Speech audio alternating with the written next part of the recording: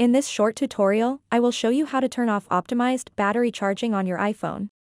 Optimized battery charging is a feature that allows your iPhone to learn from your daily charging routine, so it can extend the overall lifespan of your battery. However, some users may prefer to have more control over their device's charging behavior.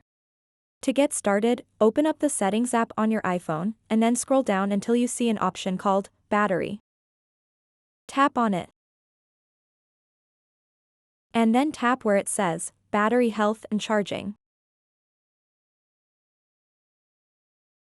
Now you'll see the Charging Optimization option.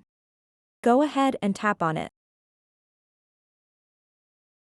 To turn off optimized battery charging on your iPhone, simply tap and select the None option. Now you have two different options. You can turn off charging optimization until tomorrow, or you can completely turn it off.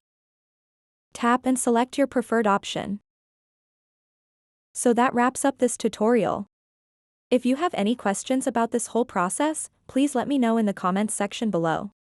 And if this video helped you out, please give it a big thumbs up and subscribe to this channel for more tutorial videos like this one. Thank you so much for watching and have a good day.